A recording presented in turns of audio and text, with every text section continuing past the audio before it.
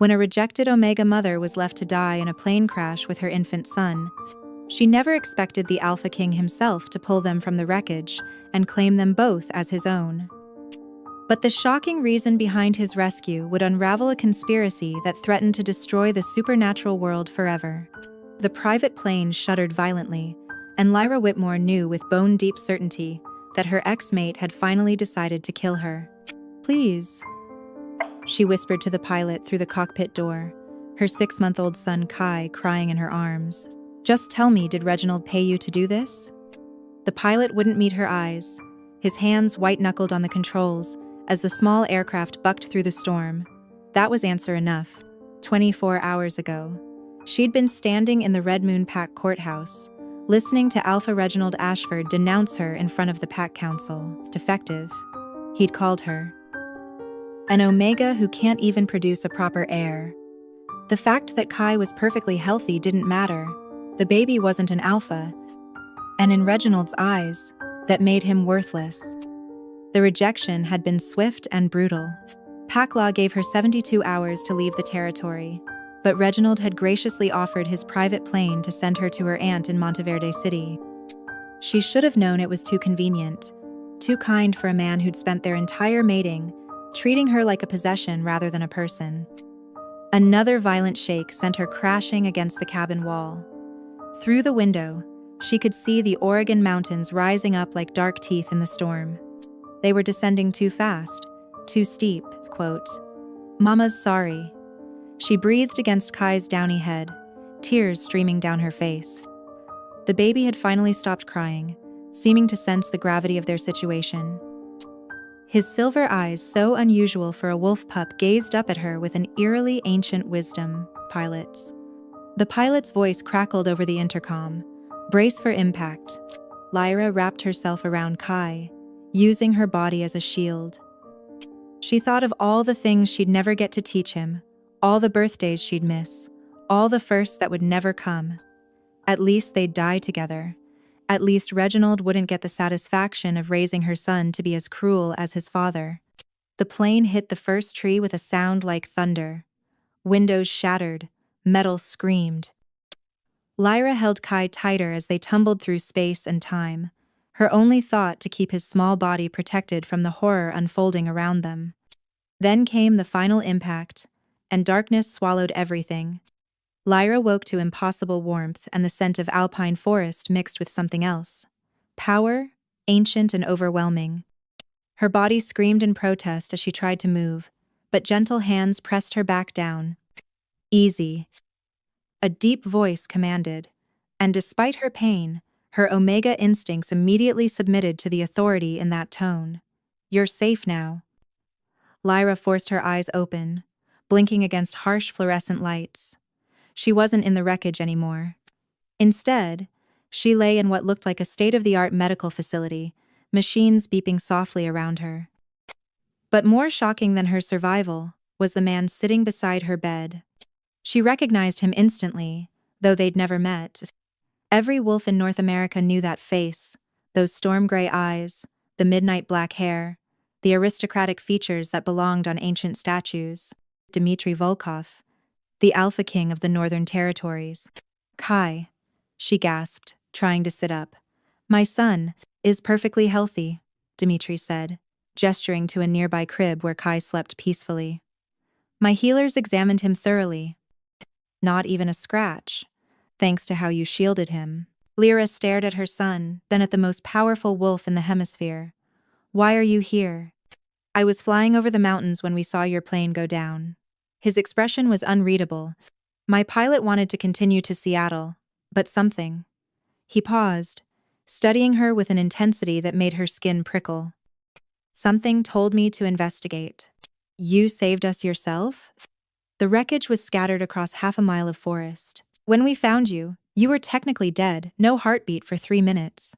His jaw tightened. "But you were still curled around your son, still protecting him even in death." Lyra's throat burned with unshed tears. The pilot didn't survive. Though before he died, he was quite informative about who hired him. Dimitri's eyes flashed gold, his wolf rising to the surface. Reginald Ashford will answer for attempted murder. He's my former mate, she whispered. Pack law gives him nothing. The temperature in the room seemed to drop. No law, wolf or human, permits the murder of a mother and infant. Kai stirred in his crib, making soft baby noises. Without hesitation, Dmitri stood and lifted him with surprising gentleness, cradling the infant against his chest. Kai immediately settled, tiny fingers grasping at Dmitri's shirt. How long have I been unconscious? Lyra asked, mesmerized by the sight of the feared Alpha King holding her son like precious glass.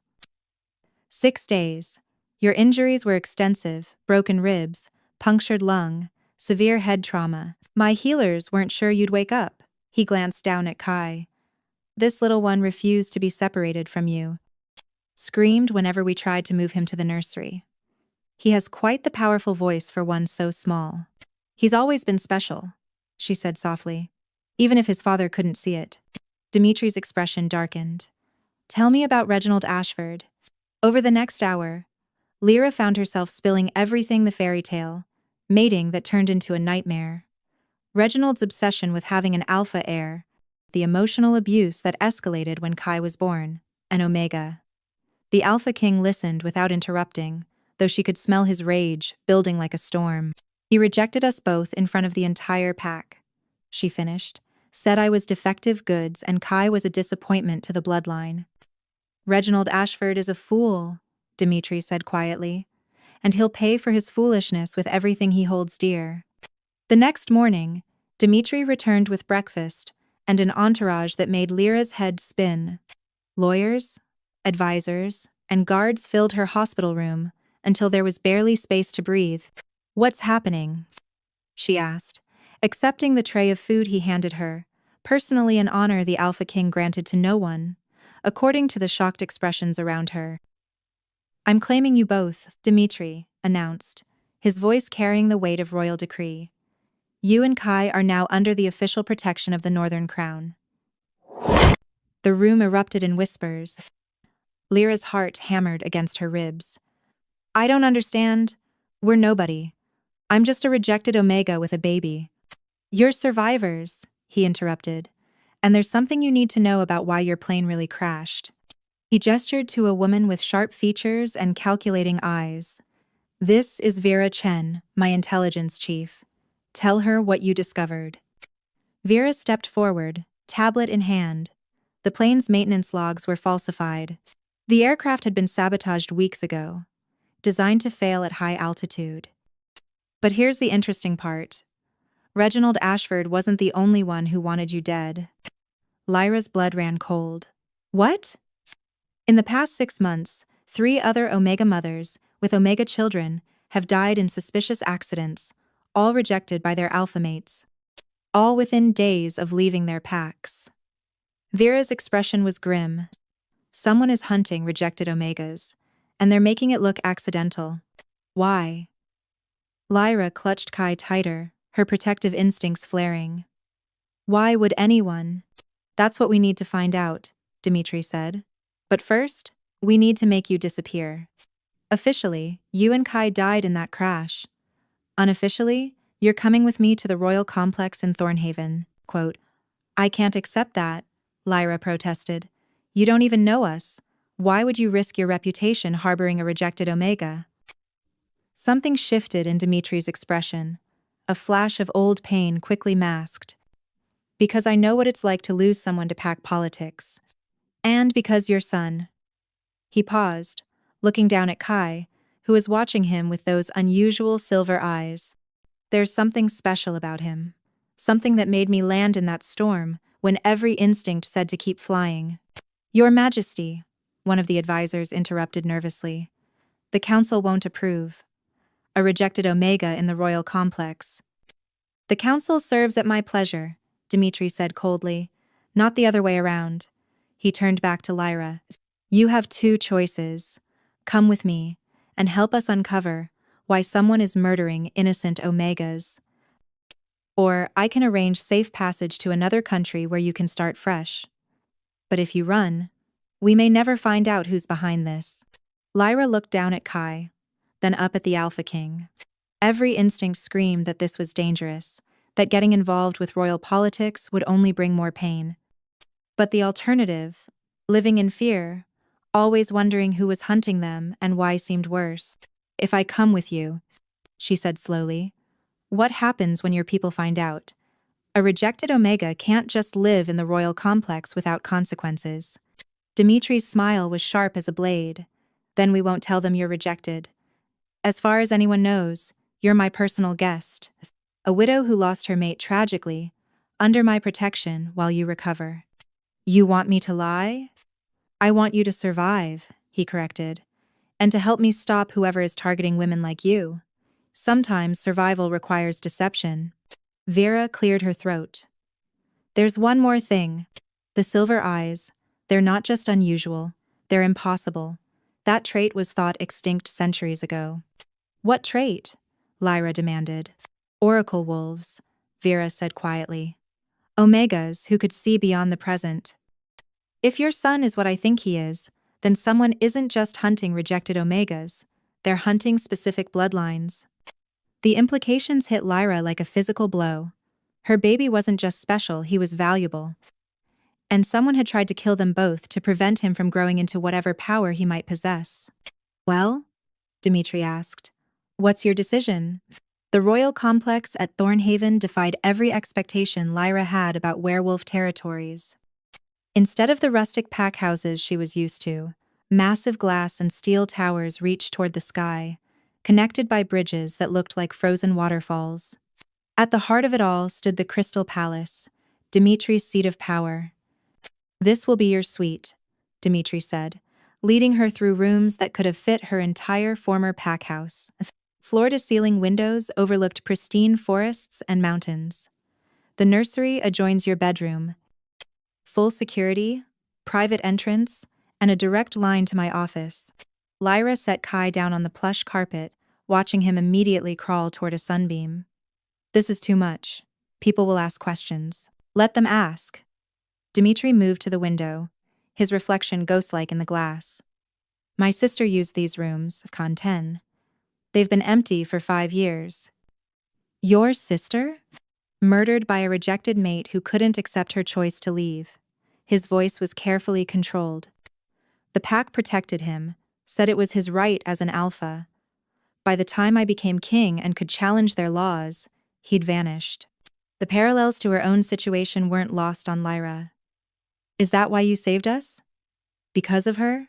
"Partly."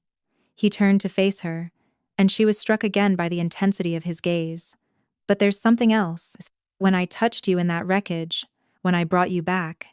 He shook his head. "It doesn't matter. You're here now, and you're safe." A knock interrupted whatever he might have said. An elegant woman entered, her white coat marking her as medical staff. "Your Majesty, Miss Whitmore. I'm Dr. Natasha Winters, the royal physician. I need to examine you both." The examination was thorough but gentle. Dr. Winters was particularly interested in Kai, running test after test while he played with medical instruments like toys. "Remarkable," she murmured, studying the results on her tablet. "His genetics are unique." "Unique how?" Lyra demanded. "The silver eyes aren't just a cosmetic trait.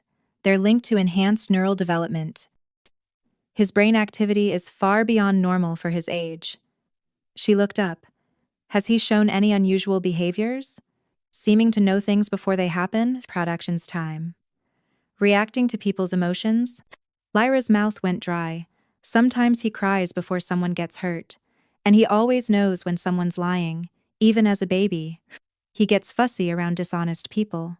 Dr. Winters exchanged a meaningful look with Dimitri. Oracle wolves were thought to be legend.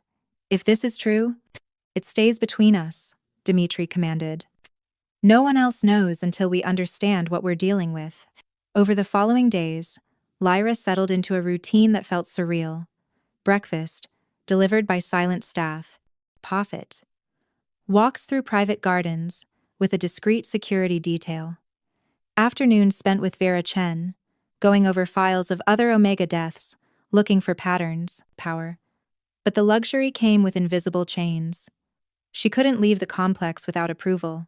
Her communications were monitored. Every interaction was watched and reported. "I'm a prisoner," she said one evening when Dmitri came to check on them. Kai was asleep in his arms. The baby had developed an inexplicable attachment to the Alpha King. "You're protected," he corrected. "It's the same thing with prettier walls." She gestured around the opulent suite. "I traded Reginald's cage for yours." His jaw tightened. "Reginald would have killed you. I'm keeping you alive. By controlling every aspect of my life. Who I see, where I go, what I do." The words tasted bitter. "How is that different?" "Because you can leave whenever you choose," he said quietly. "The door isn't locked. But if you go, I can't protect you from whoever's hunting Oracle bloodlines. So I can choose between captivity or death." How generous. Dmitri set Kai gently in his crib before turning to face her fully. "What would you have me do? Let you wander freely while assassins hunt your son? Pretend I don't know you're in danger? I'd have you treat me like a person, not a possession to be protected." "You are not." He stopped, running a hand through his hair. "I'm not good at this. At boundaries. My sister used to say I was suffocating in my need to protect, but I'd rather have you hate me and be alive than lose someone else you care about." The words slipped out before she could stop them. He went very still. "Yes." The admission hung between them, weighted with implications. Lyra saw it then, the fear beneath his control, the desperate need to save her because he couldn't save his sister. "Okay," she said softly. "We'll do it your way. For now. But I need something in return." "Name it." "I want to be part of the investigation. Really part of it, not just a protected witness. I knew some of the women who died. I might see patterns others miss." Pyres. He considered for a long moment. "It could be dangerous."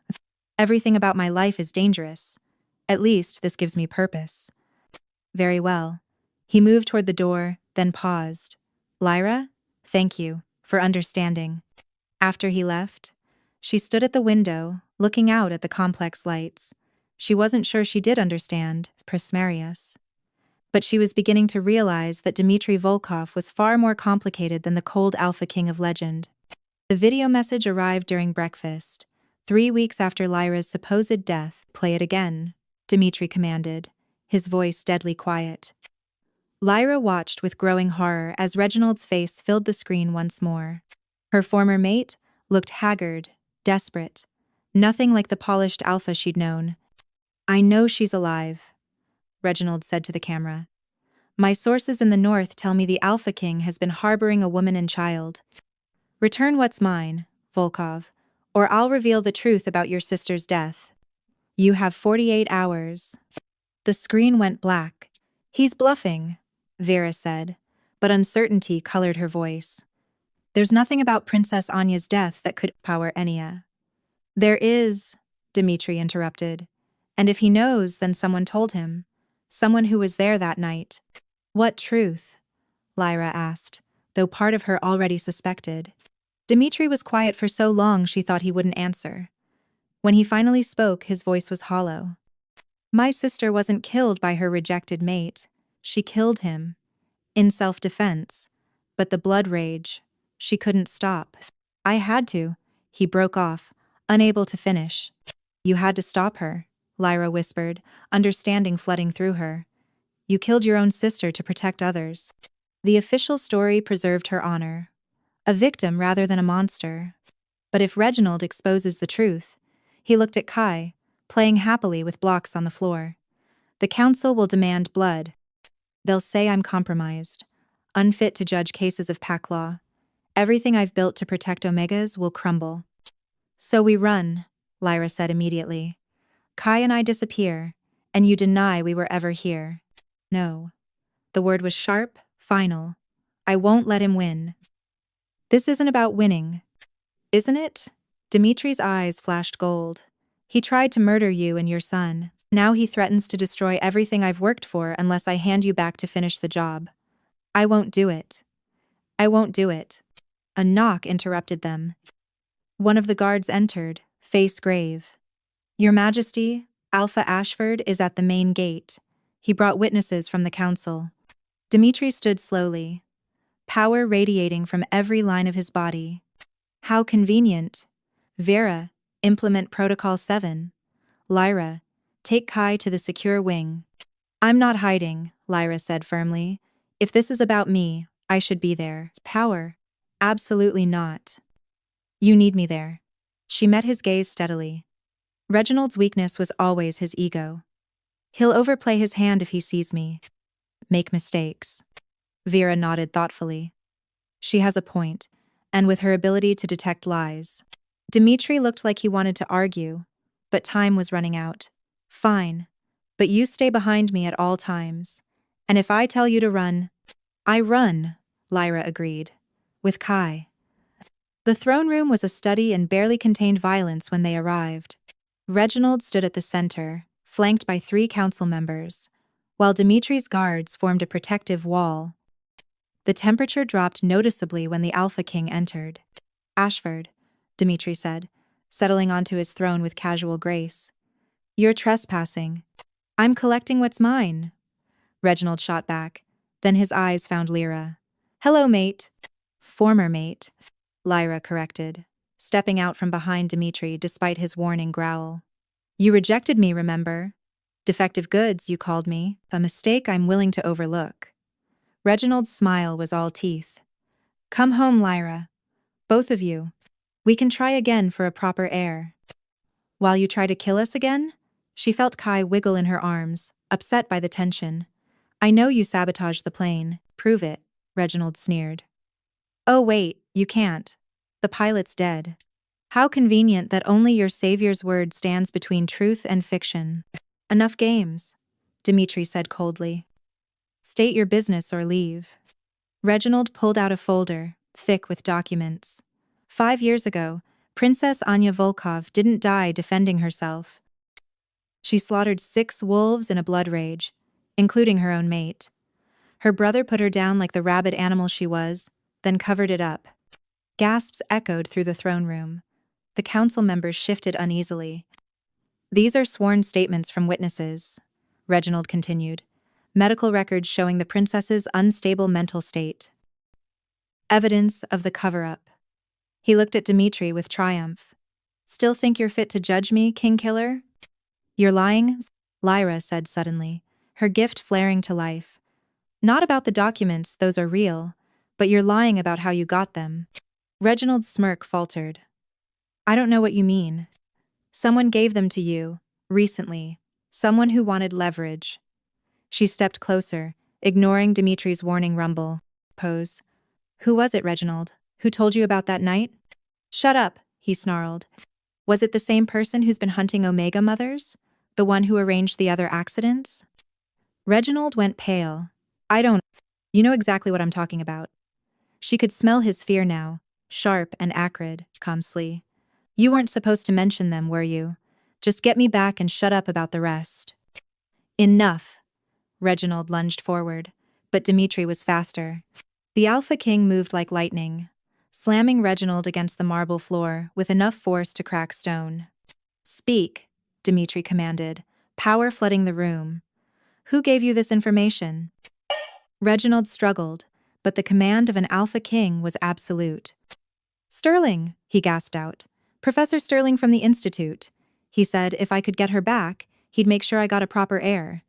Said her bloodline was wrong, tainted, needed to be corrected or eliminated. The name sent shockwaves through the room. Professor Elias Sterling was the foremost expert on werewolf genetics, trusted by packs across the continent. The Oracle Wolves. Vera breathed. He's been tracking them. More than tracking, Dimitri said, releasing Reginald. Eliminating them. Guards, take Alpha Ashford into custody. Conspiracy and attempted murder. As Reginald was dragged away, shouting threats and demands, Dimitri turned to the council members. You've heard the truth.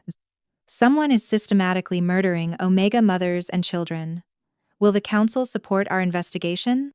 The eldest member stepped forward. The allegations about your sister were true, Dimitri said simply. I ended her suffering before she could hurt anyone else. If that makes me unfit in your eyes, so be it. But I won't let more innocents die while we debate my worthiness. The council members exchanged looks, then bowed as one. The North stands with its king. What do you need? Access to Sterling's research. Everything the Institute has on Oracle bloodlines. He glanced at Lyra. And formal recognition that Lyra Whitmore and her son are under royal protection. Anyone who threatens them threatens the crown. As the throne room emptied, Lyra found herself shaking. Kai whimpered, responding to her distress, and she bounced him gently. You did well, Dimitri said quietly. Your gift saved us. Reginald was just a pawn, she replied. Sterling, whoever he is, he's the real threat. We'll stop him. Together? He met her gaze, and something shifted between them. Together. The Institute for Genetic Advancement looked innocent enough. A gleaming research facility nestled in the mountains, all solar panels and sustainable architecture. But as Lyra studied, the files spread across Dimitri's office, she felt a chill that had nothing to do with the autumn air. 20 years of research, Vera said, highlighting passages on her tablet. Sterling's been obsessed with oracle wolves since he was a graduate student. His early work was theoretical, but then, Then oracle children started being born again, Dimitri finished. And instead of celebrating their return, he decided they were a threat. Lyra looked up from a photograph of a smiling family, mother, father, and twin boys with distinctive silver eyes. According to the file, all 4 had died in a house fire 2 years ago. But why? She asked. What threat could children pose? Look at this. Vera pulled up another document. Sterling's classified research proposal. He believes oracle wolves upset the natural order. That their ability to see beyond the present gives them too much power over normal wolves. Dimitri leaned back in his chair, Kai sleeping peacefully in his arms. The baby had refused to nap anywhere else, and the Alpha King had given up trying to maintain professional distance. Preface. He's creating a master race, Dimitri said quietly. Eliminating bloodlines he considers inferior or dangerous. While keeping some for breeding, Vera added. Look at these transfer orders. 3 Omega children, taken from their families and sent to a research facility that doesn't officially exist. Lyra's blood ran cold. He's collecting them. The ones he doesn't kill, he's experimenting on.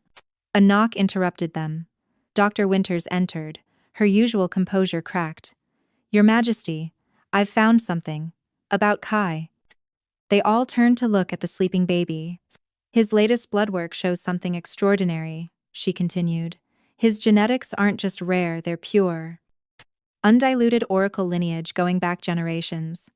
In Sterling's eyes, he'd be the ultimate prize. Over my dead body, Dimitri growled. That might be Sterling's plan, Vera said grimly. With the king dead and Kai in his custody, he could shape the future of our entire species. Lyra stood abruptly, unable to sit still any longer. We can't just wait for him to make a move. Those children in his facility, we have to help them. It's too dangerous, Dimitri began, but she cut him off. Everything about our lives is dangerous. At least this would mean something. She gestured at the files. How many more families have to die while we play it safe? She's right, Vera said unexpectedly. Our intelligence suggests Sterling is planning something big for the Winter Summit. Every pack leader on the continent will be there. If he's going to make a play for power, he'll do it then, Dimitri finished. 3 weeks to prepare. I want to go to the facility, Lyra said. Get evidence of what he's really doing. Absolutely not. I can sense lies, Dimitri. I'll know immediately if someone's loyal to Sterling, or just following orders. You need me for this. They stared at each other across the office. Another battle of wills in their ongoing war between protection and autonomy. If we do this, Dimitri said finally, we do it my way. Full security detail. The moment something feels wrong, we abort.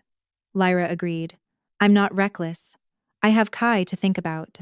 Speaking of Kai, Dr. Winters interjected, there's something else. His development is accelerating. The neural pathways associated with oracle abilities are already forming. He may start manifesting gifts much younger than normal. As if in response, Kai stirred in Dimitri's arms, silver eyes blinking open. He looked directly at Lyra and said clearly, "Mama, bad man coming." Everyone froze. "He's 6 months old," Dr. Winters breathed. "He shouldn't be able to." An alarm blared through the complex.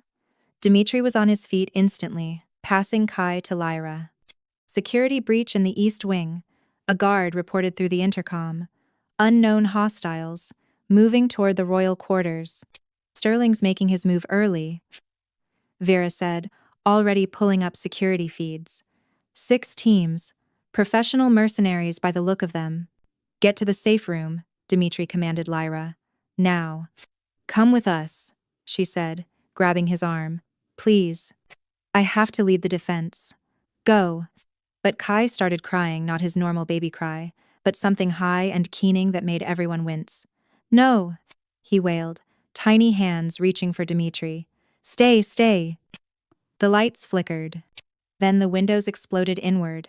Dimitri threw himself over Lyra and Kai, shielding them from the glass.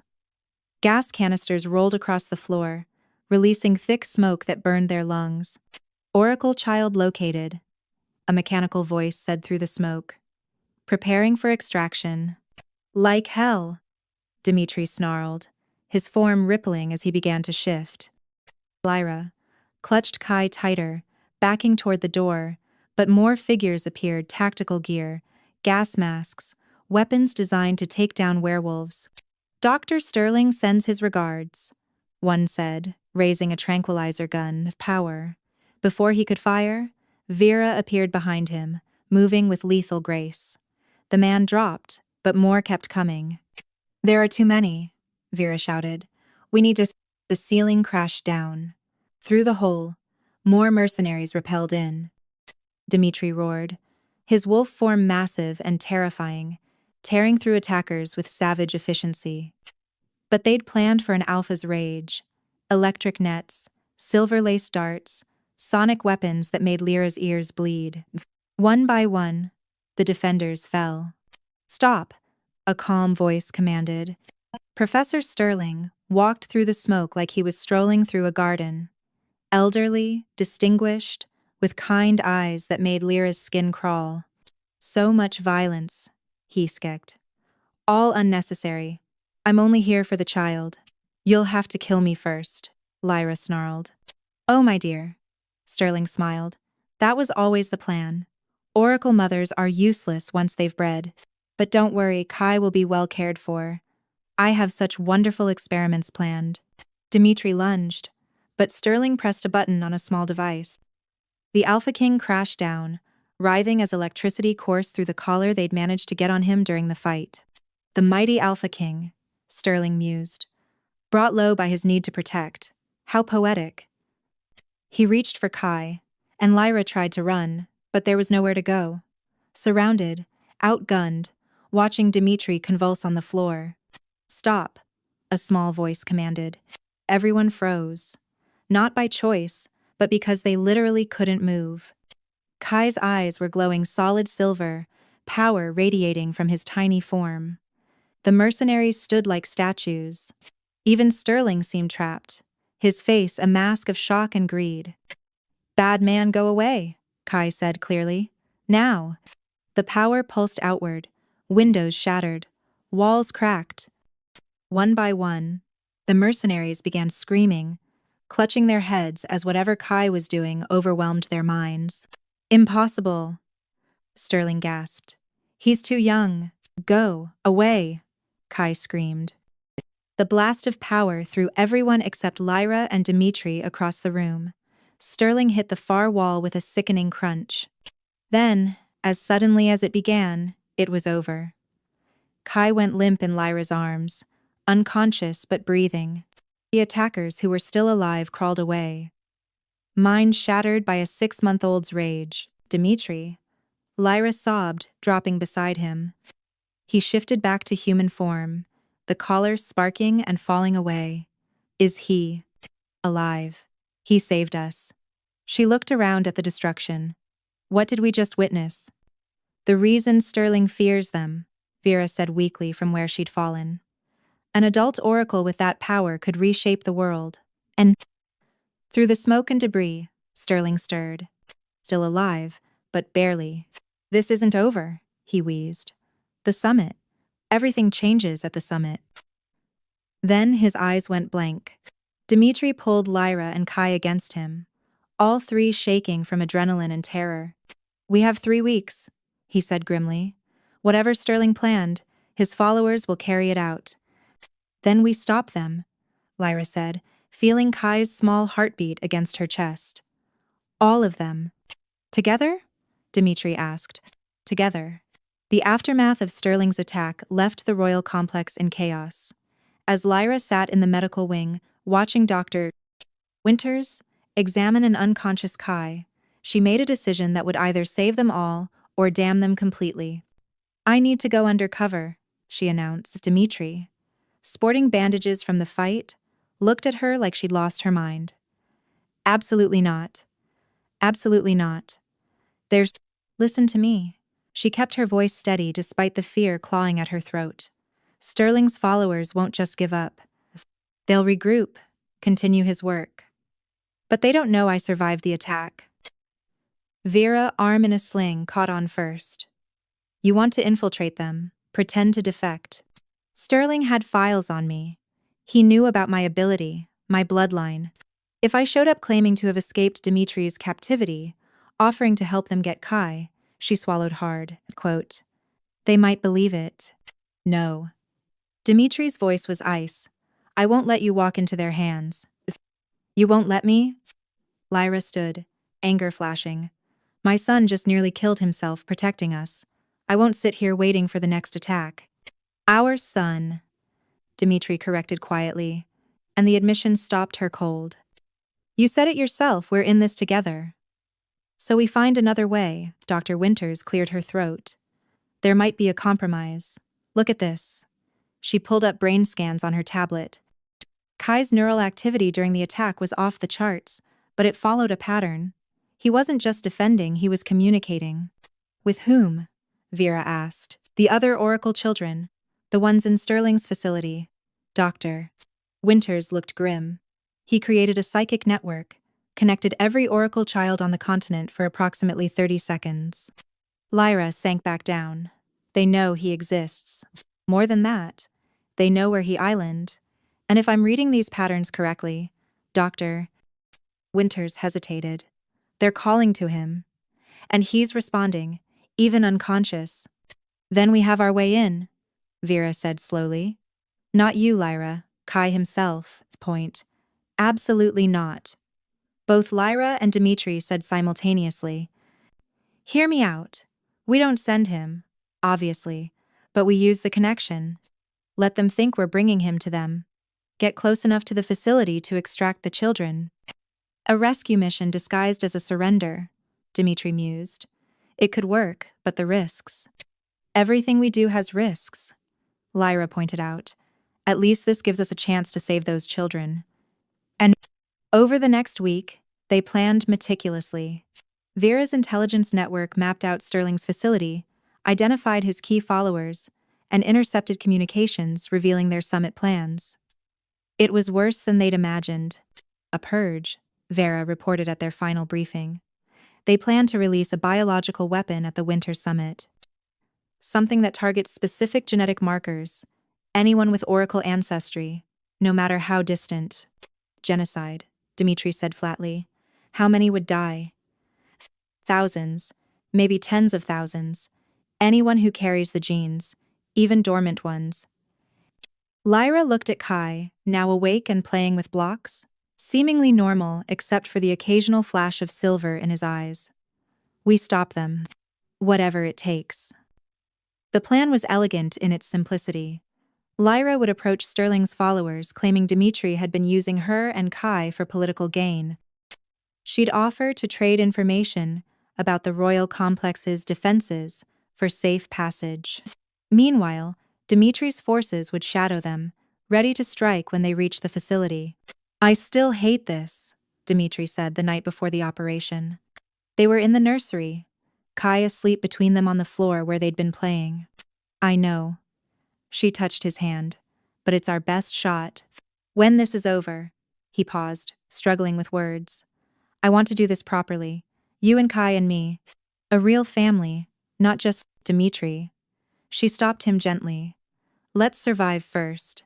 Then we can talk about forever. He lifted her hand to his lips, a courtly gesture that made her heart race. Then I'll have to make sure we survive. The next morning, Lyra made the call that would set everything in motion.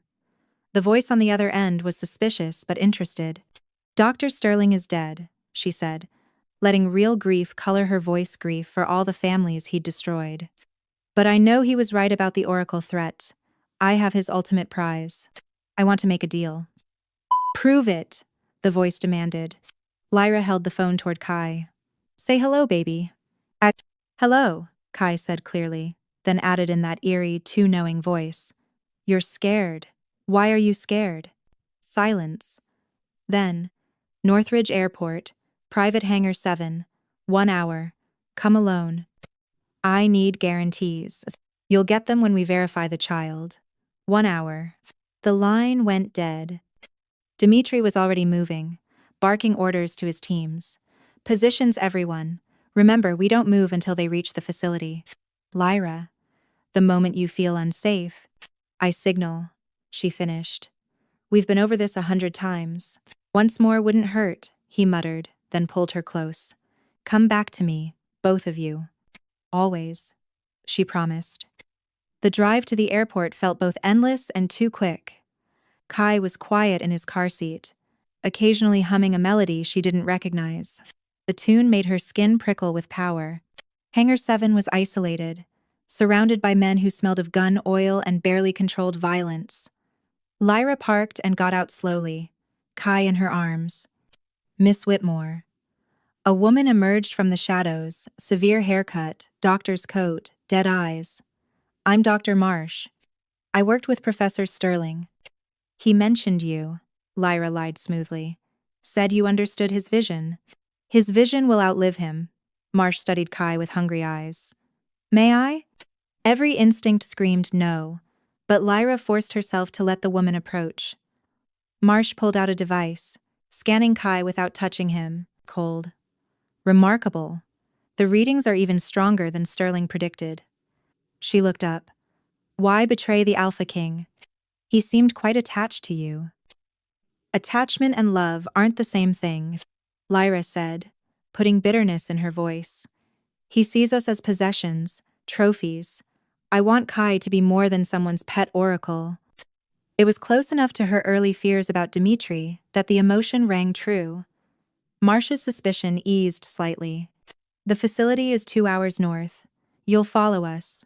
Any deviation, any sign of betrayal. I understand. Good. Oh, and Miss Whitmore, your ability won't work on me. Sterling taught us how to mask our emotions from oracle senses. Lyra's blood chilled, but she kept her expression neutral. I wouldn't dream of trying. The convoy moved out, 3 black SUVs surrounding her small car. Through the hidden earpiece, she heard Dimitri's voice. We're tracking you. Stay calm. Easy for him to say. Kai started fussing, picking up on her anxiety. Shh, baby, she soothed. Just a little longer. Bad place, Kai said clearly. Friends need help. Friends. The other Oracle children. He could sense them already. The facility appeared through the trees like a fortress, high walls, electrified fences, guards everywhere.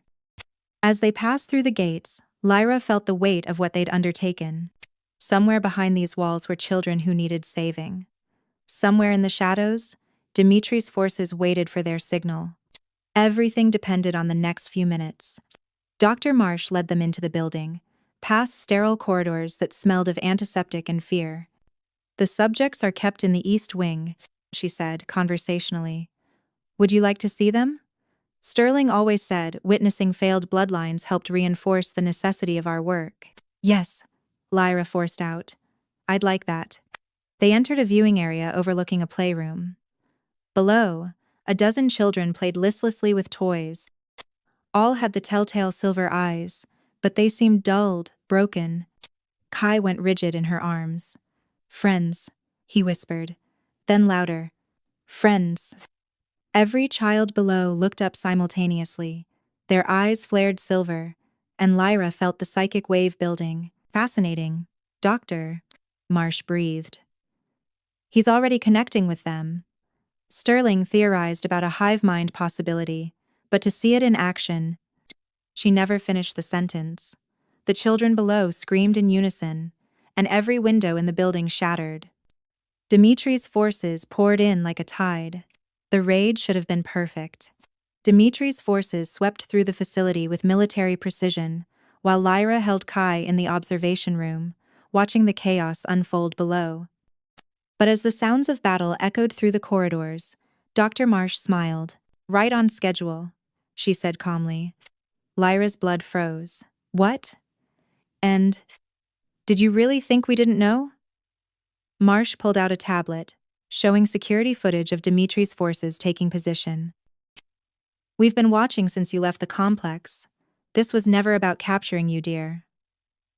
"Then what?" "It was about bringing the Alpha King here, away from his power base. Vulnerable." Marsh's smile widened. "And confirming our suspicions about your son." The lights cut out. Emergency lighting bathed everything in red. Through the chaos, Lyra heard Dimitri's roar pain, not rage.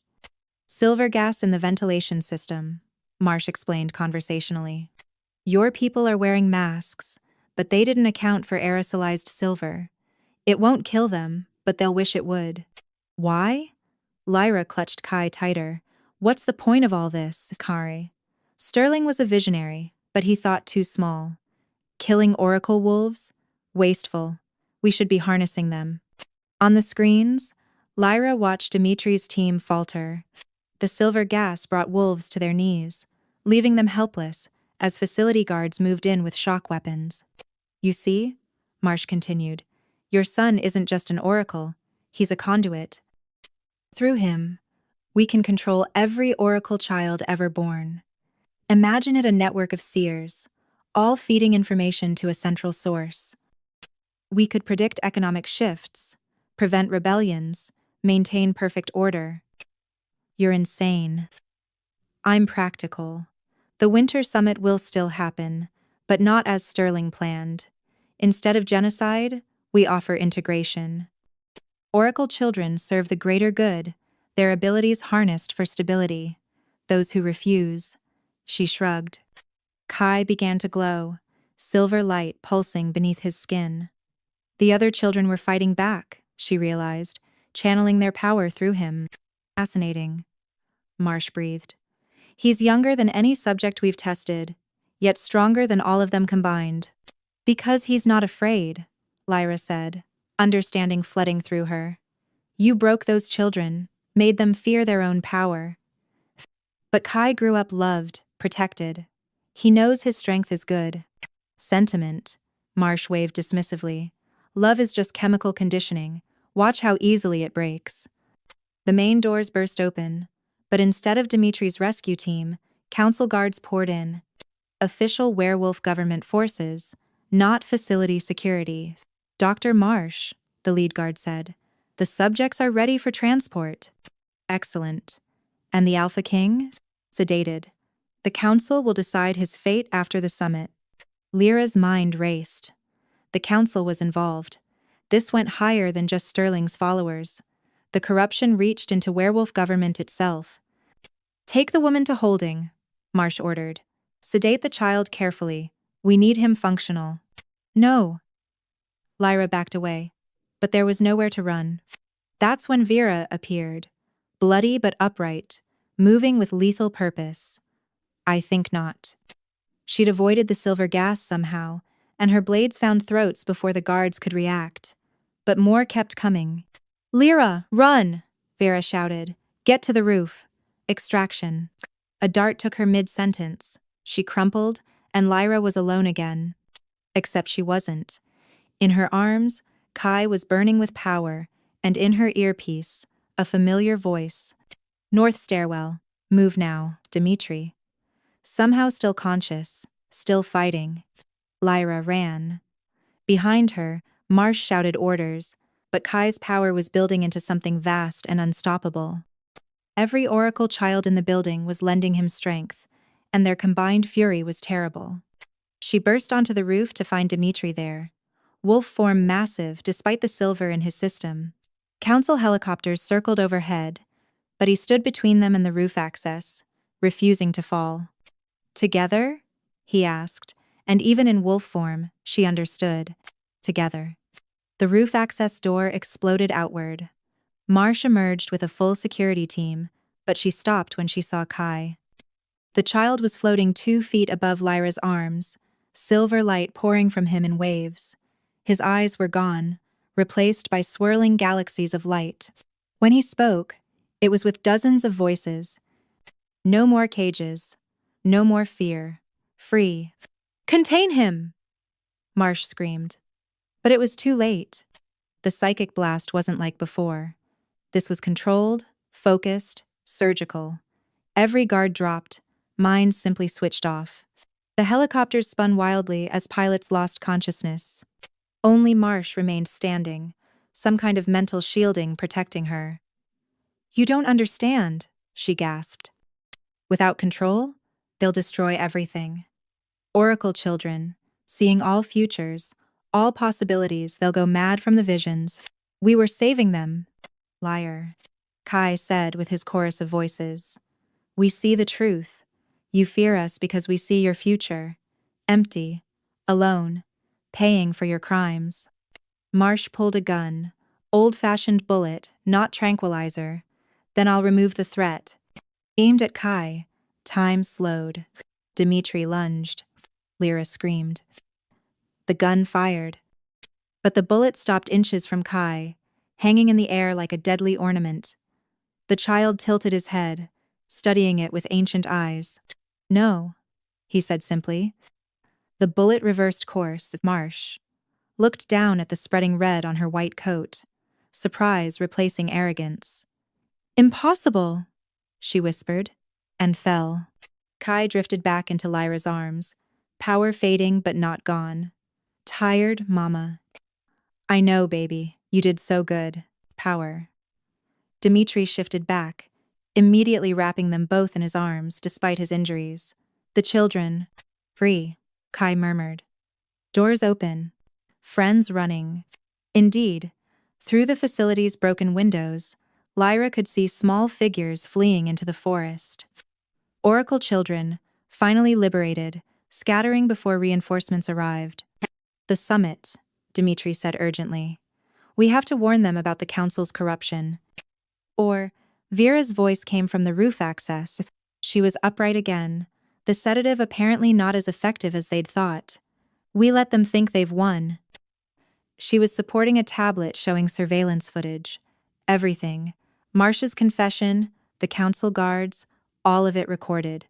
"Evidence," Lyra breathed. "Enough to burn down their entire conspiracy." Vera smiled sharply. "The summit's in 3 days. Let them gather, thinking they've neutralized us.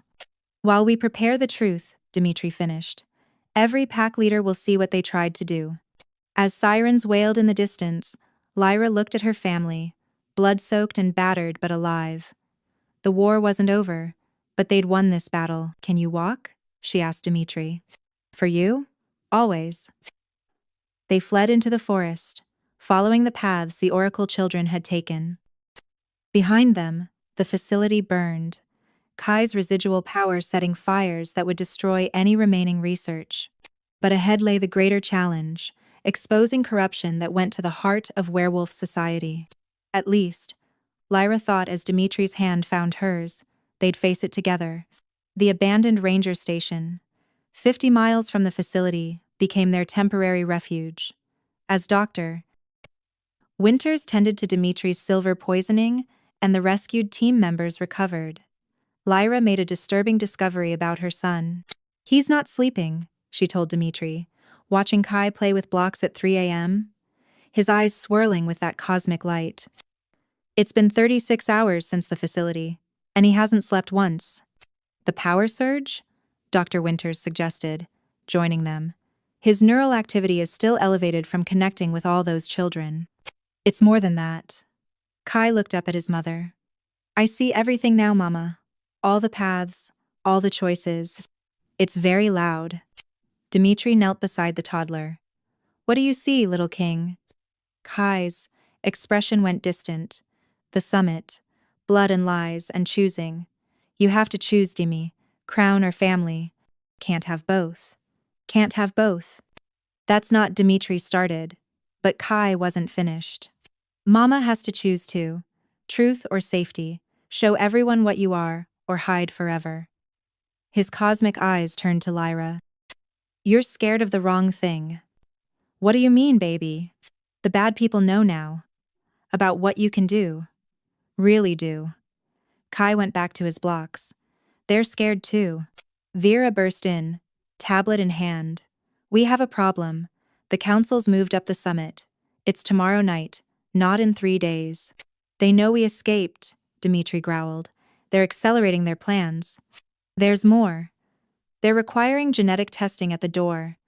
Anyone with oracle markers will be detained for their safety. A trap, Lyra said. They'll grab every potential oracle in one sweep. Unless we expose them first, Vera said. I've been analyzing the footage. If we can get this to the right people. Who? Dimitri demanded. Half the council is compromised. We don't know who to trust. I do, Lyra said quietly. Everyone turned to her. I can feel it when someone's lying, but I can also sense truth. Deep, bone-level honesty. If you get me close enough to the pack leaders, I'll know who's clean. Absolutely not, Dimitri said. You'll be walking into a room full of people who want to use you. As opposed to hiding here while they enslave every oracle child on the continent? Mama's right, Kai said, still playing. Sometimes the only way out is through. But you need to tell them the real truth. Which truth? Lyra asked. Kai looked at her with those impossible eyes. About why Daddy saved us, the real why, Dimitri, went very still. Kai. She needs to know before the choosing. Kai's voice carried certainty beyond his months. Tell her about the mate dream. The silence stretched until Lyra couldn't bear it. Dimitri?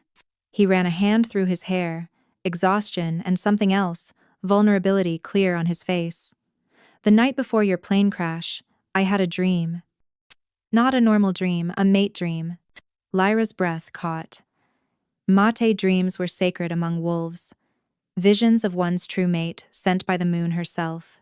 But Dimitri was Alpha King. He was supposed to be above such things. I saw you, he continued, dying in twisted metal, protecting your child. I felt the bond snap into place, felt it tearing as you slipped away. I woke up screaming. He met her eyes. That's why I was flying that route. That's why I insisted we land. Not coincidence, destiny. But I was mated to Reginald. False mate, Dr. Winters interrupted softly. I've suspected since I first examined you. The genetic markers don't match. Reginald used old pack magic to force a bond that wasn't real. True mates are equal. What you had was enslavement. Lyra sank into a chair, mind reeling. You've known this whole time? That we're true mates, Dimitri confirmed. I didn't tell you because I wanted you to choose me freely, not feel obligated by some mystical bond. The irony being, Vera observed, that hiding it might be what dooms you both. True mate bonds are sacred under werewolf law, corrupted. Even the corrupted council couldn't openly act against them. Which is why we're telling everyone at the summit, Kai announced cheerfully. After Mama shows them the bad people, and Dimi chooses family over crown. I'm not giving up my crown, Dimitri protested. I need it to protect. Can't protect anyone if you're dead? Kai said simply. The choosing comes. Crown or mate. Old law says you can't have both if the mate is questioned. But Lyra felt the pieces clicking into place.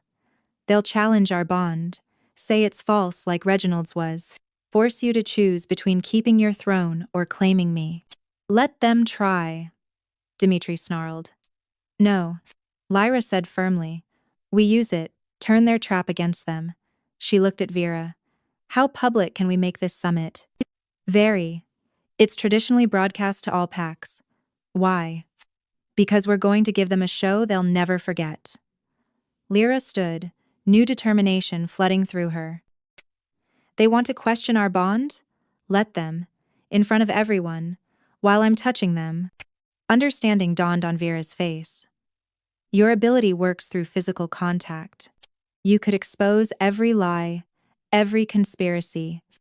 On live broadcast, Dmitri finished. Brilliant. Insane, but brilliant. It's dangerous, Dr. Winters warned. Using your ability that extensively could burn out your neural pathways.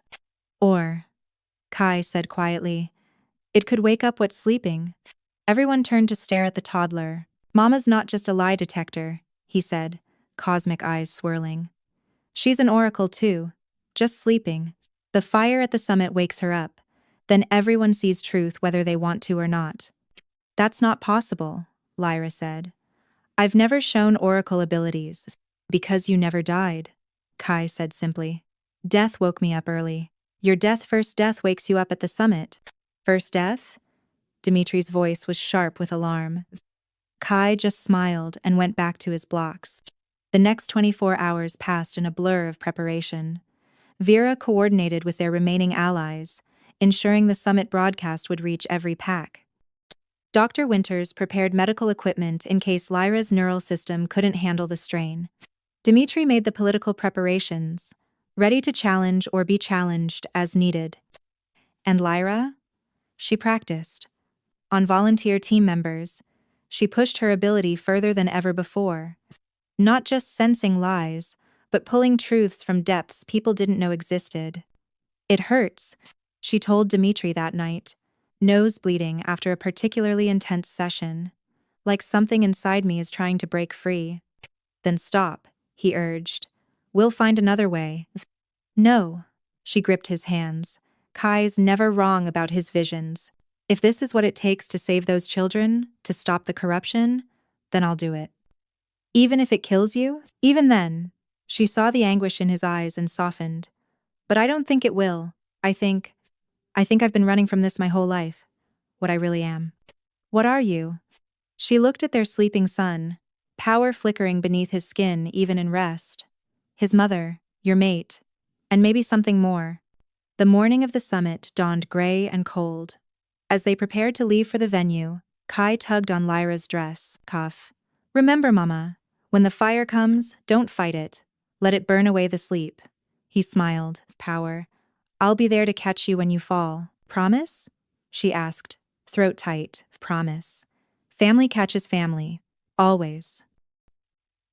As their convoy headed toward the summit venue, and the confrontation that would reshape their world, Lyra held her son close and felt the truth of his words.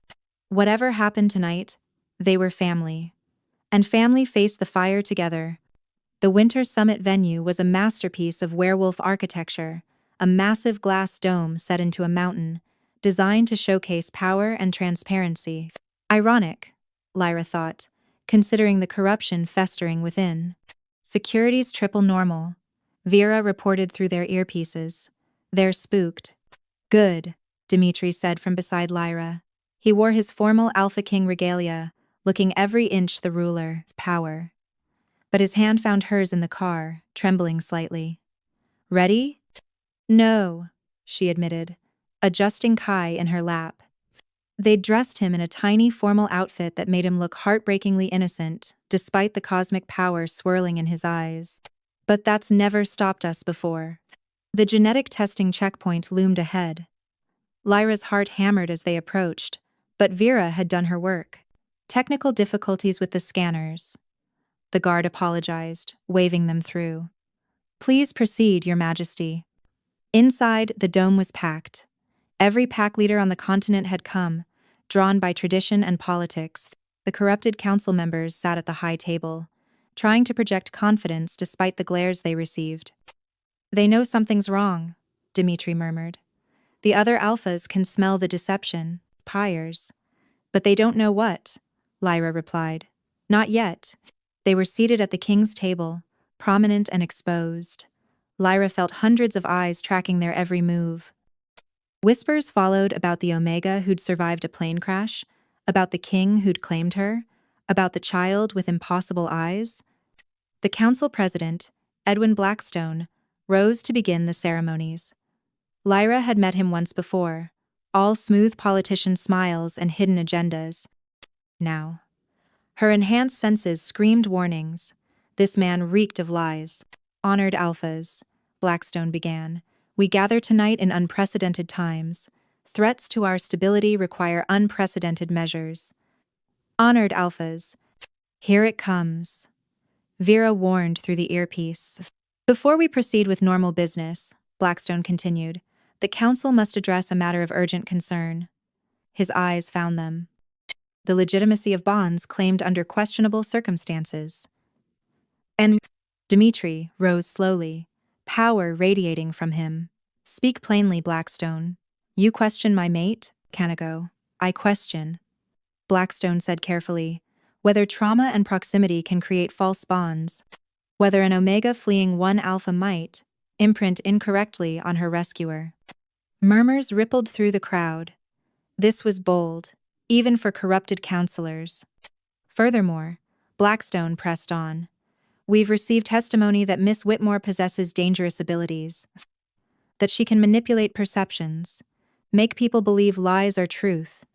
Interesting theory, Lyra said, standing despite Dimitri's warning hand.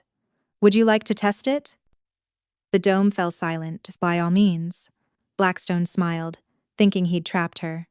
Let the Omega demonstrate her supposed gift. Lyra passed Kai to Dimitri and walked to the center of the dome. The space was designed for challenges, with perfect acoustics and sightlines. Everyone would see and hear what happened next. I'll need volunteers, she said calmly. People who believe they have nothing to hide. Several alphas stood, eager to prove their honesty. She started with them, taking their hands one by one. Alpha Morrison thinks his son would make a better king than Dimitri, she said after touching the first. The alpha sputtered denials, but she continued. He's been promised territory if he supports the council tonight. Alpha Chen is being blackmailed, she said after the second. The council has photos of his brother's illegal fighting ring. One by one, she revealed truths. Not devastating ones she was building to that, but enough to show her power was real. The crowd grew restless, excited. This was better than any political theater they'd expected.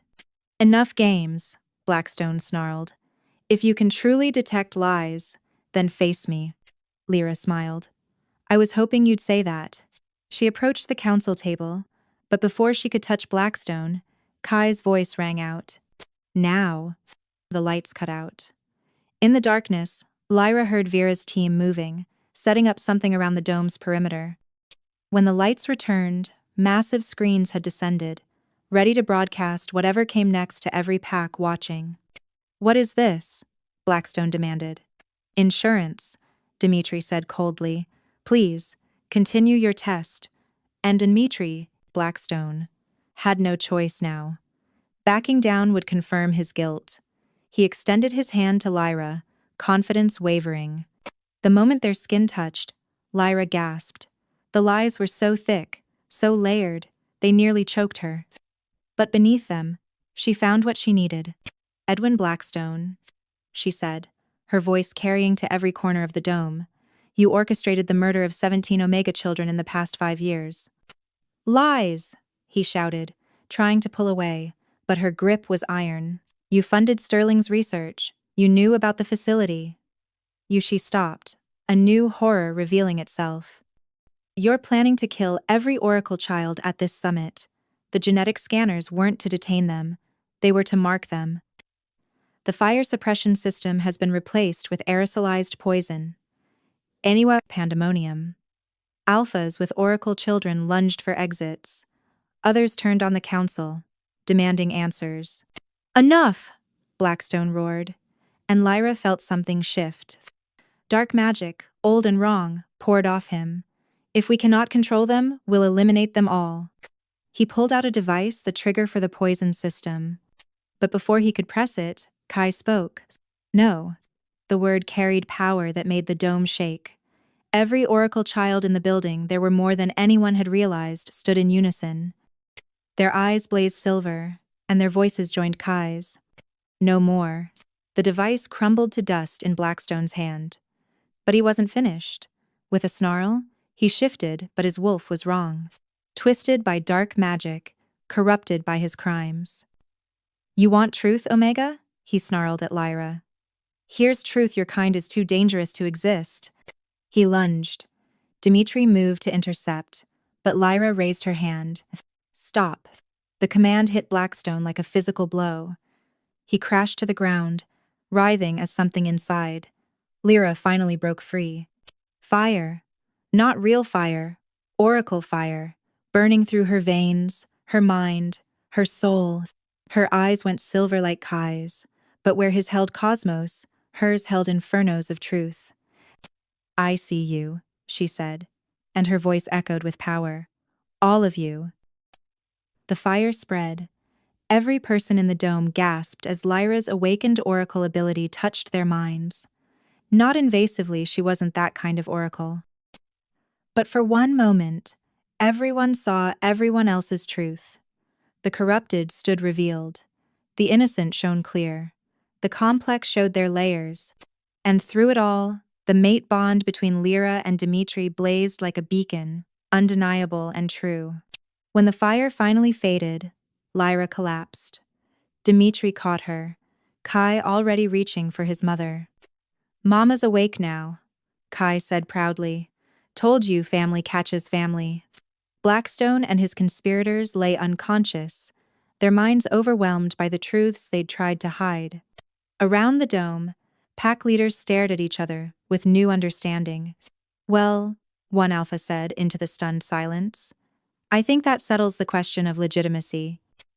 All in favor of recognizing the mate bond between Alpha King Dmitry Volkov and Oracle Lyra Whitmore, another called. The response was unanimous. And all in favor of a full investigation into the Council's crimes? Again, unanimous. As medics rushed to tend the unconscious conspirators, Dmitri helped Lyra sit up. That was incredibly stupid, he told her. And incredibly brave. It was necessary, she replied, then looked at the screen still broadcasting to every pack. They all know now. About the Oracle children. About the corruption. Things have to change. Power story. They will, he promised. We'll make sure of it. Kai crawled into their laps, silver eyes bright with joy. Family won, he announced. Now we get to the good part. What good part? Lyra asked. The part where we build something better, together. Looking around at the pack, leaders already organizing to help the Oracle children. At the corrupted council being arrested. At the truth finally revealed. Lyra had to agree. The hard part was over. Now came the healing. 6 months after the summit's revelations, the world had changed dramatically. The former royal complex had been transformed into the Oracle Integration Center, where gifted children learned to control their abilities without fear. Lyra stood on the main balcony, watching dozens of silver-eyed kids play in the gardens below. Pointonation. The Vancouver family arrived this morning, Vera reported, joining her. 3 Oracle children, all under 7. The youngest is barely older than Kai. How are they adjusting? Better than expected. Kai's been talking to them for weeks, preparing them. Vera smiled. Your son has quite the network. Indeed, Kai had become something of an Oracle ambassador. His unique early awakening, allowing him to connect with frightened children worldwide. At just over a year old, he spoke in full sentences and moved with purpose that belied his age. Mama? Speak of the devil. Kai toddled onto the balcony, dragging Dmitri by the hand. New friends want to meet you. In a moment. Retry. Continue. Edit. In a moment, sweetheart, Lyra said. Let me finish with Aunt Vera first. The legislation passed this morning. Vera continued. Oracle children now have full protection under international werewolf law. Anyone who harms them faces life imprisonment. And the research facilities? Converted to healing centers. Dr. Winters is overseeing the transition. Vera paused. There's something else. The European packs want to establish their own integration center. They've requested you and Dmitri visit next month. Lyra felt the weight of responsibility settling on her shoulders. In 6 months, she'd gone from rejected Omega to the most influential oracle advocate in the world. We'll discuss it at tonight's meeting, Dmitri said. For now, someone has been very patient. Kai beamed and tugged them toward the gardens. The new oracle children were gathered in a circle, their silver eyes wide with wonder and lingering fear. This is Mama, Kai announced proudly. She makes the scary go away. And this is Dimi, he's the Alpha King, but he's not scary at all. He gives really good hugs. One little girl, maybe 5 years old, stepped forward shyly. Is it true you burned with truth fire at the summit? It's true, Lyra said gently, kneeling to the child's level. But it didn't hurt. It felt like finally waking up after a long sleep. Will I burn too? Maybe, when you're older. Every oracle's gift is different. Lyra smiled. What's your name? Luna. That's beautiful. Would you like to see something cool, Luna? The girl nodded. Lyra held out her hand, letting a small flame of oracle fire dance on her palm, controlled now, no longer the wild inferno of her awakening. Quote, "The fire shows truth?" she explained as the children gathered closer. But truth isn't scary. Truth is what helps us understand each other better. Can I try? Luna asked. Not yet. But Kai can help you practice with smaller gifts. He's very good at teaching. Kai, puffed up with pride. I'm the best teacher. Yesterday I helped Thomas see tomorrow's breakfast menu. The children giggled, tension easing. This was the real work, showing these traumatized kids that their gifts were blessings, not curses. That evening, the Integration Center's council met in what used to be Dimitri's sterile office. Now it was warm with children's artwork and family photos. The attendees included Dr. Winters, Vera, several Reformed pack leaders, and surprisingly, Elena Rodriguez from the original sanctuary. Enrollment requests have tripled, Elena reported. Not just Oracle children, their families want to relocate here. Portland is becoming a haven, which brings its own challenges. Dr. Winters added, housing, education, security, we're growing faster than our infrastructure can handle. The European PACs want to help, Vera said. They're offering resources, expertise, land, but they want something in return. Let me guess, Dmitri said dryly. They want Lyra to verify their PAC hierarchies, root out any remaining corruption. Essentially, yes. They're calling it the Truth Tour. Lyra winced. Since her awakening, every PAC wanted her to validate their leadership. It was exhausting, but she understood the necessity. The summit had revealed how deep the corruption ran. I'll do it, she said, but on our terms. And Kai comes with us. Of course he does, Dmitri said, reaching over to squeeze her hand. We're not separating our family for politics.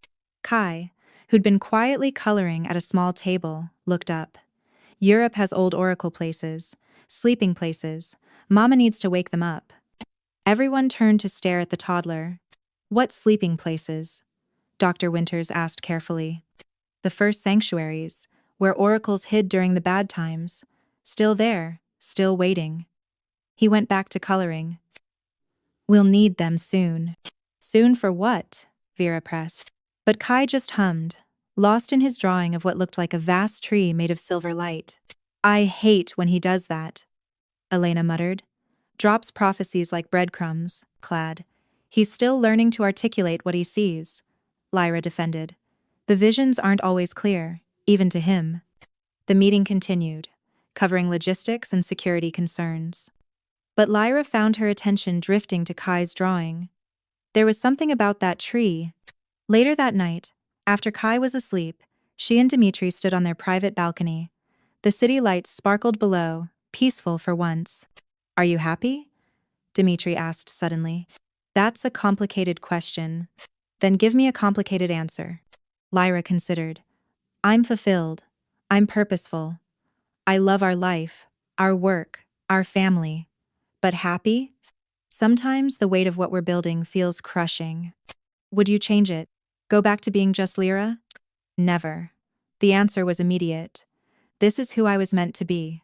Who we were meant to be. Dmitri pulled her against him. Even with all the politics and prophecies and exhausting responsibilities? Even then, she looked up at him. What about you? You essentially gave up absolute power to share leadership of the center. Any regrets? Only one. Which is? We never got a proper honeymoon. His smile was wolfish. Too busy saving the world. Too busy saving the world. The world can wait a few days, she said, surprising him. Vera and Elena can handle things. Maybe after the Europe trip? You're serious? Deadly. We've earned some time just for us. Before he could respond, Kai's voice drifted from inside. 3 days in the mountains. That's all you get before the calling comes. He's supposed to be asleep, Lyra sighed. Oracle children don't really sleep, Kai called out cheerfully. We just pretend, so you don't worry. Dmitri laughed, the sound rich and warm. Our life is insane. Beautifully insane, Lyra corrected. They went inside to find Kai sitting up in bed, silver eyes bright in the darkness. Tell us about the calling, Dmitri said, sitting on the bed's edge. Not yet. First mountains, then Europe, then the tree wakes up. Kai yawned, looking more like a normal toddler. Can we have pancakes tomorrow? Of course, Lyra said, tucking him back in. With blueberries? And truth syrup. There's no such thing as truth syrup. There will be. Thomas is going to invent it next week. They left him to his dreams or visions and retreated to their own room. A tree that wakes up, Dmitri mused. That's new. Everything with Oracle children is new, Lyra reminded him. We're writing the handbook as we go. Together. Together. The word had become their touchstone. Whatever came next, European politics, mysterious trees, impossible prophecies, they'd face it as one. Outside, Portland slept peacefully. The Integration Center stood as a beacon of hope, protecting those who'd once been hunted.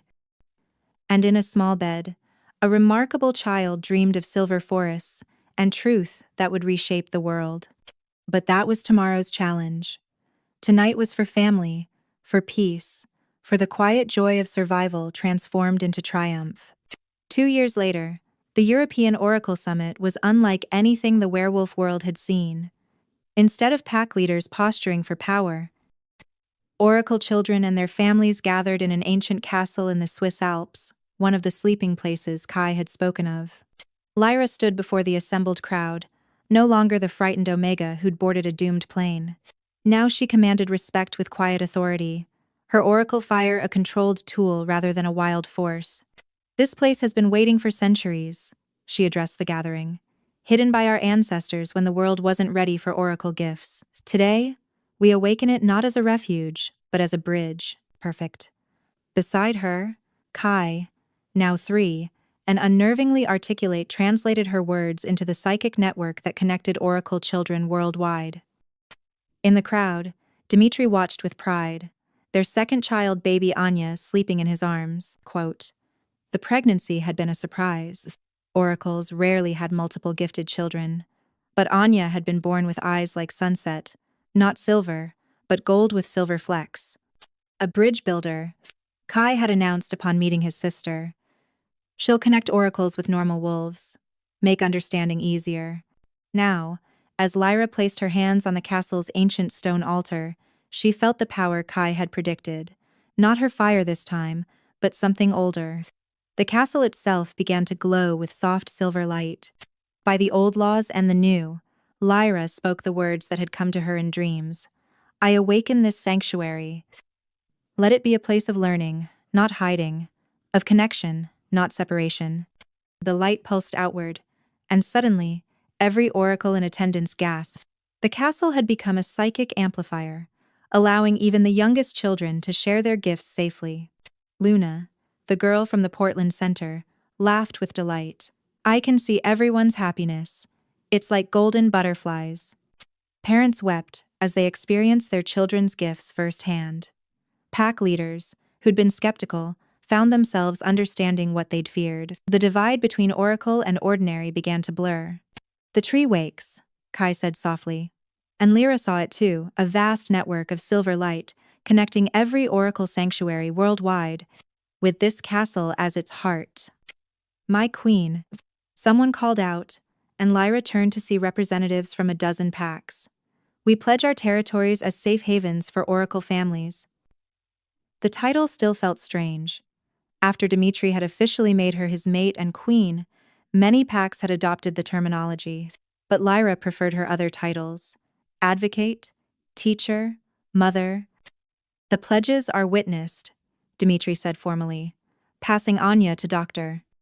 Winters to free his hands for the ceremony. The oracle accords are now law.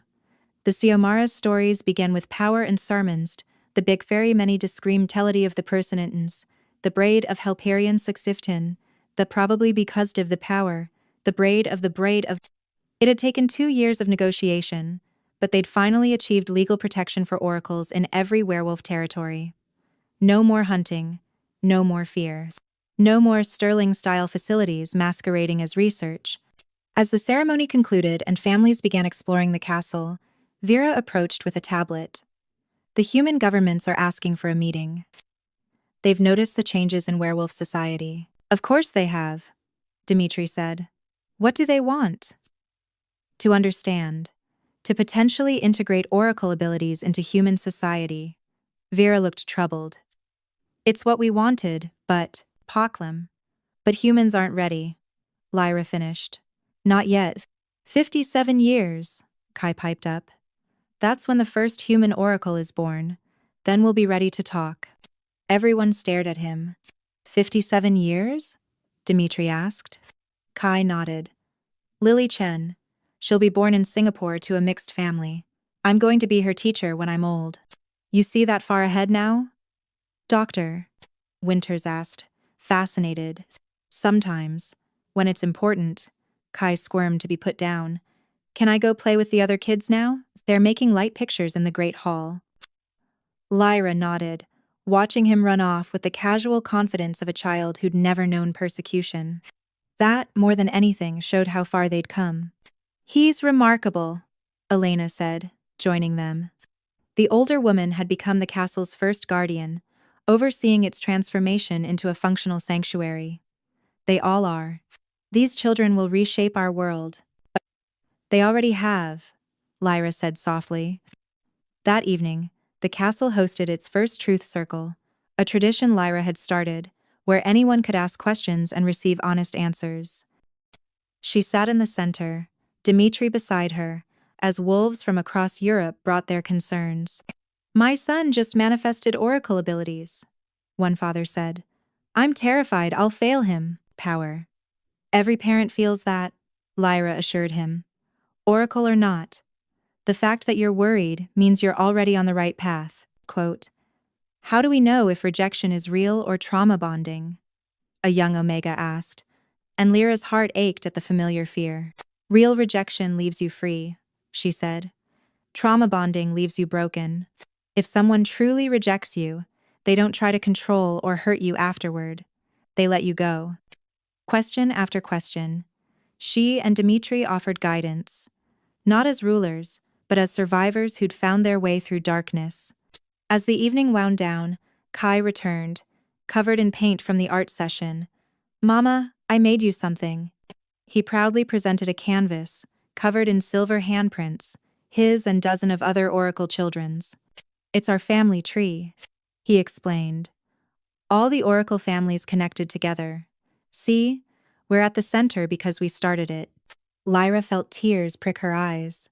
On that desperate flight 3 years ago, she'd thought she was alone.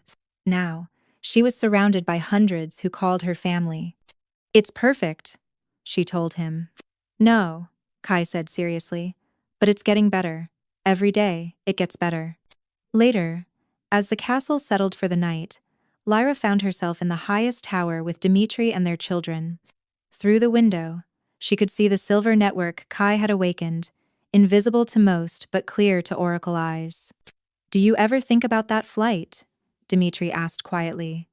What would have happened if I hadn't been there? You would have been, Lyra said with certainty.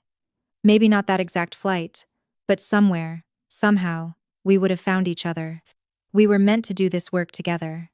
Anya stirred in her sleep, and for a moment her sunset eyes opened, fixing on something beyond the room. She's seeing, Kai whispered. Baby's first vision. What does she see? Dmitri asked. Happy things. Dancing and music and lots of cake. Kai grinned. I think she's seeing my wedding. You're 3, Lyra reminded him. I know. That's why it's really far away. He yawned. Can we go home tomorrow? I miss my dragons. His collection of dragon toys had taken over half their Portland residence. Despite having access to every oracle gift imaginable, Kai was still very much a normal child in many ways. After the closing ceremony, Dmitri promised. As they prepared for bed in their castle suite, Lyra reflected on the journey that had brought them here. From rejection and attempted murder to becoming the center of a worldwide revolution. From a desperate Omega with a crying baby to a queen reshaping society. No regrets? Dmitri asked, echoing his question from years before. None, she said firmly. Every painful step led us here. Even the plane crash? Especially that. It broke me open so I could become who I needed to be. The fire that awakened you, he murmured, and brought me to you. They settled into bed with their children between them. Kai already asleep despite claiming Oracle. Children never really slept. Anya peaceful in her bassinet.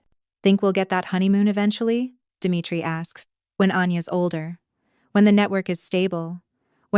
When the world doesn't need saving, he finished. So never. Probably not. She agreed. But this? Our chaotic, complicated, world-changing life? It's better than any honeymoon. Even with prophecies and politics and exhausting responsibilities? Even then, especially then. Outside, the silver network pulsed with life. Hundreds of Oracle children slept safely, their gifts celebrated instead of feared. Families that might have been torn apart were whole. And at the center of it all, a family that had chosen each other against all odds. The rejected Omega who'd boarded a plane to die had become so much more. Mother, queen, oracle, teacher, but most importantly, herself. Fully awakened, fully loved, fully alive. As sleep took her, Lyra heard Kai mumble something about more dragons in the morning and smiled. Let tomorrow bring its challenges. Tonight, she was exactly where she belonged. Surrounded by love, protected by trust, and part of something greater than she'd ever imagined. Plane crash.